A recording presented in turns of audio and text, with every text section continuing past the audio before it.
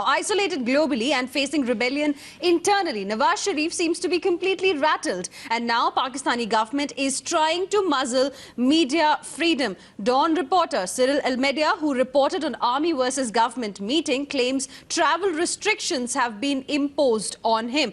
Aditya Rajkol is now joining us on the phone line for more on this. Aditya, firstly tell us what really prompted this sort of a travel restriction on this journalist. Well, in Pakistan, this is on expected line. This has happened in the past as well. Several journalists have been attacked. Several journalists have been killed. And in this case, Cyril Almeida, who is a senior journalist with the Dawn News, in fact, everybody knows that he was the first to report about the army versus civilian government conflict brewing on the streets of Islamabad. In fact, he was also the first to, do a story in detail on what transpired in the National Security Committee meeting, which discussed the India surgical strike. There was a war of words between the DG of the ISI, Rizwan Akhtar, and also Shahbaz Sharif, who is not just the younger brother of Nawaz Sharif, the Pakistan Prime Minister, but also the Chief Minister of Punjab. So clearly, this hasn't gone down too well with the army and the ISI, and that is why the civilian government has been forced to take action.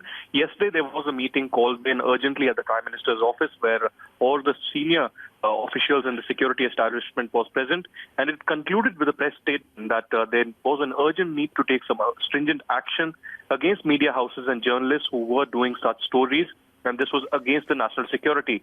And within hours, Cyril Almeida was put under the ECL list, which is the exit control list.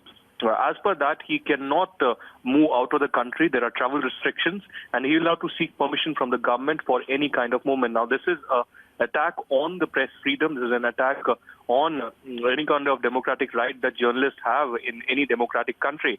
But this is on expected lines in Pakistan. We'll have to wait and watch how Islamabad moves further. But this certainly is going to bring further embarrassment for Nawaz Sharif regime, which is already facing a global and a regional isolation because of state-sponsored terrorism.